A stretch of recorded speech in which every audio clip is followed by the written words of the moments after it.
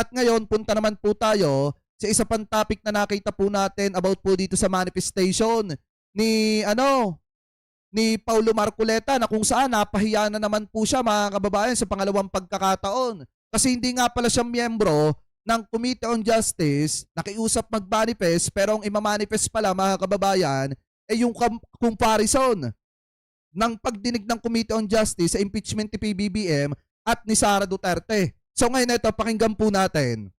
Different treatment, and if there's any different treatment, is because it's mandated or is called for, necessitated by the specific facts of these cases. So there's no point further to further touch on this matter. Madam Chair. I move that we do not allow the Honorable Marcoleta to With all due further. respect to the Honorable Marcoleta, the point of order is sustained. Madam Chair, may I appeal? Please make sure that your manifestation is germane Yes, to ma'am, our current impeachment proceeding. Because Please be reminded ma'am. not to move back. We have Yes, to ma'am. move forward. Every now and then the issue of due process comes up, and we will always go back on the fair application of the rules between the Marcos and the Sara Duterte complaints. I'm just making... Sinasabi niya dito mga kababayan kanina na binasa na daw niya. Binasa na niya daw yung rules para hindi siya mapahiya. Diba nung una, napahiya po siya. Pinangaralan siya ni Congresswoman Luistro. Kasi nga, mukhang hindi po niya binasa yung rules at kung ano-ano po yung mga sinasabi po niya. So ngayon, nag-manifest siya at sinasabi niya na binasa na daw niya yung rules. Pero meron daw siyang comparison about po sa naging pagdinig ng Committee on Justice sa impeachment ni PBBM at yung ginagawang pagdinig naman ngayon sa impeachment ni Vice President Sara Duterte. So ngayon ito, pakinggan po natin. An observation, Madam Chair, and I think I should not be precluded from With all due making my respect, observation. Honorable Marcoleta, a point of order has been raised and the same has been sustained. So I hope we will conclude on our manifestation pertaining to the alleged double standard. Please shift to other manifestations which are germane to our current discussion in this impeachment proceeding. Okay, ma'am. May I proceed to what Congressman Rufus made earlier regarding the nexus to impeachable ground? That nexus pertaining to the motion for issuance of subpoena to the representative of SEC has been ruled upon as well, Honorable Marcoleta, with all due respect. Aray! Okay, so I am precluded from making any manifestations as a member of the House? It is Madam Chair? precisely because the manifestations which are being raised are issues which have been ruled upon by the committee already. Nako po. Yes, ma'am, but due process prevails at any stage of the impeachment process. So, wala naman po sigurong masama sa But please manifestation. confine your manifestations to the current subject matter of our impeachment proceeding. Please do not go back. The majority of the Justice Committee ruled already on the issue that you are raising. Let us respect the decision of the majority. Yes, ma'am. Just a comparo between the two complaints sana, if I may be allowed. That is going back again to the issue of double standard.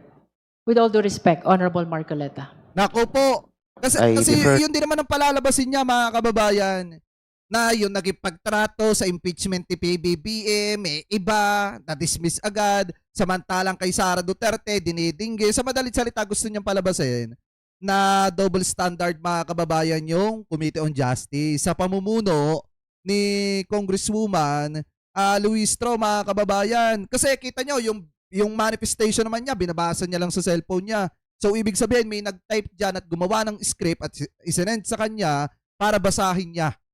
Para makapanggulo siya dito po sa hearing na hindi naman po siya miyembro, mga kababayan. So dahil po dyan, pinagsabihan siya ni Congresswoman Luistro na respetuhin kung ano yung sinasabi ng nakararami ng majority. Dito sa Committee on Justice. Kasi nga hindi siya miyembro ng komite mga kababayan at pinayagan siya mag-manifest. Kaso ang problema, comparison lang pala yung sasabihin niya. To the authority of the chair. Thank you. Thank you. Thank you. Just for the record, if the lawyers or the respondent is present in today's hearing, they are Welcome to Anong nangyari? Ano nangyari mga kababayan? Bakit napahiya ata doon? Napahiya ata doon si Congressman Paulo Marcoleta. Di ba wala siyang palag?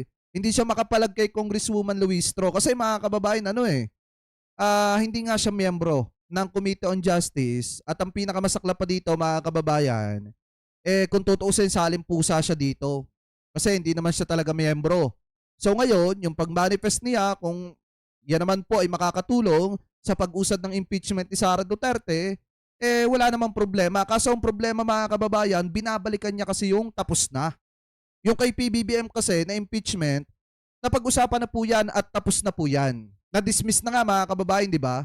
Samantalang yung kay Sara Duterte ang pinag-uusapan ngayon, pero ang gustong mangyari ni Marcoleta, balikan yung nakaraan at palabasin na double standard, eto pong Committee on Justice. So ngayon, ituloy pa natin. read to the committee the witnesses they intend to present for the purpose of the determination of probable cause. That is for the record. Now, if there are no other matters which the members of the Justice Committee wish to raise, Madam Chair, the Honorable De Lima. one other matter. Yan. I think this committee needs to anticipate any eventuality that between now and the next scheduled hearing, which I understand is on April 14, That's correct. if certain incidents, motions, or requests are also filed between now and the next hearing, Ah. wouldn't be proper for us, and I think it would be well within the prerogative of this committee, especially so that under House Resolution number 892 that authorized the committee to continue the conduct of impeachment proceedings, one matter or one action, power, or function that this committee can do or can exercise is conduct hearings and other proceedings related to impeachment complaints within its jurisdictions. Ah. So what if, Madam Chair, there would be further motions, requests, or incidents submitted or filed by any member of this committee? Wouldn't it be proper for us that this committee be allowed to hold meetings outside the scheduled hearing dates to discuss and act on subsequent motions, manifestations, requests, and such other incidents and matters that will be submitted for the committee's consideration? As with the hearings that we're conducting now, this should also be, of course, with notice to the parties and their counsels, and should be open to the public. Tama. I so move, Madam Chair, so that we don't have to wait, especially if these are urgent requests, we don't have to wait for the next hearing before this committee can act on those incidents, if any, only if there would be such subsequent incidents. Thank you. There is a motion from the Honorable Laila De Lima to allow the committee to conduct meetings outside of this hearing. That is for the purpose of addressing urgent motions, manifestations, or any other matters relevant to the current impeachment proceeding. Do I hear a second? Second, Madam Chair. The same has been seconded? My objection, Objection? because, we have 14, 21, and 29. Okay, ito nyo. Very clear that Diba? whatever is filed could be tackled on April 14.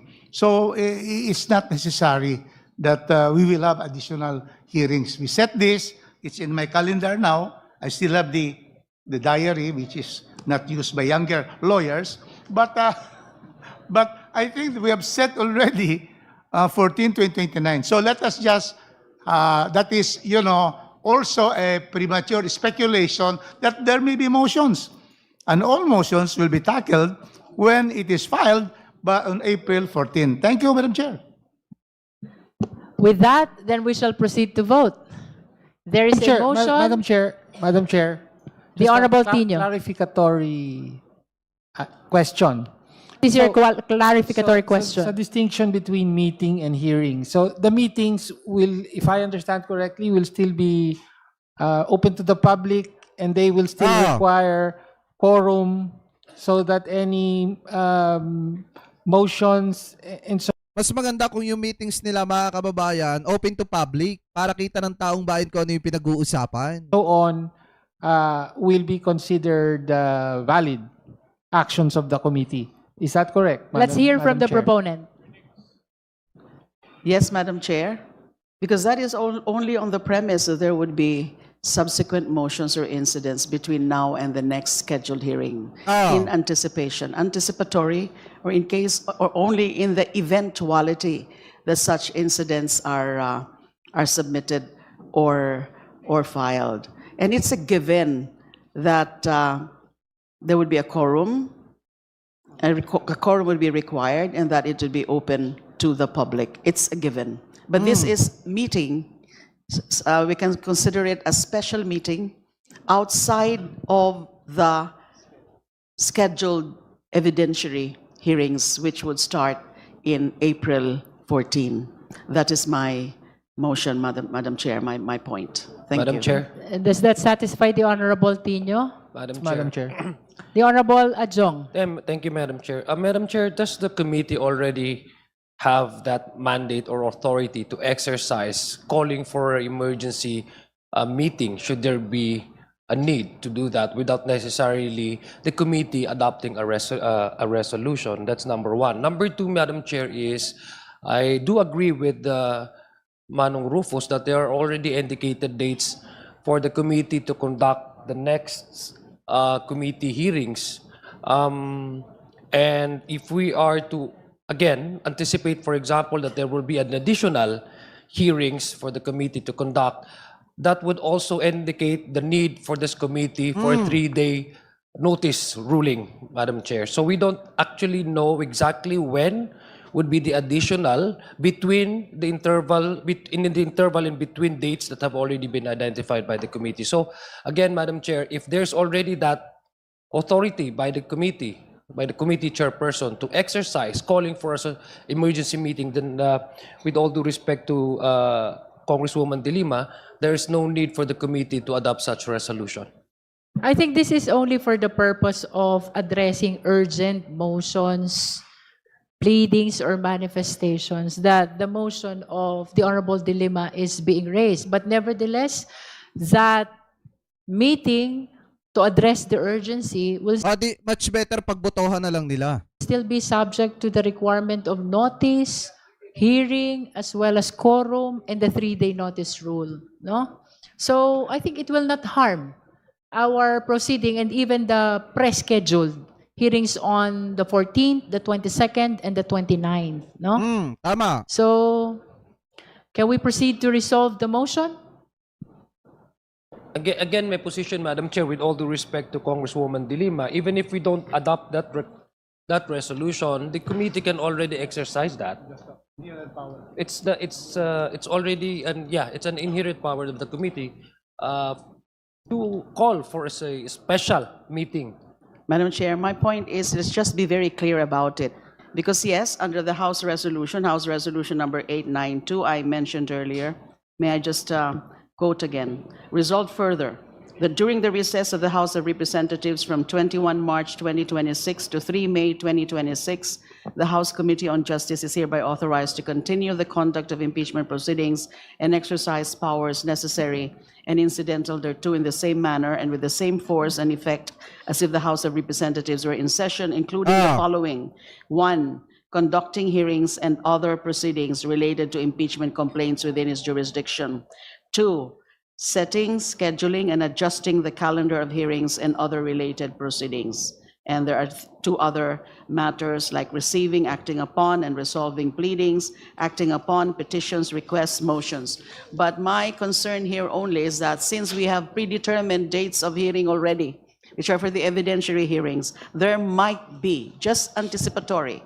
So a standby authority, standby discretion, especially the chair, to hold or to call for a meeting outside of the regular scheduled hearings already in the calendar. because one other aspect, as I cited earlier in the House Resolution number 892, setting, scheduling, and adjusting the calendar of hearings and other related proceedings during the period of recess. So this is just a standby authority, and to be very clear about holding other proceedings, meetings outside of the regular dates of hearing already predetermined. That is my point for Tama. clarity, for orderly and efficient conduct of the proceedings. Thank you.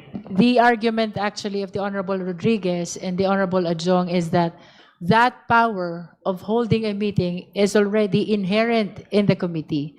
But I don't see nothing wrong about ruling on this motion so as for us to re-emphasize the authority of this committee to hold hearings to address matters with extreme urgency.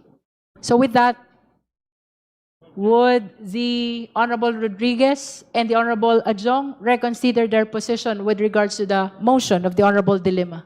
Yes, Madam Chair.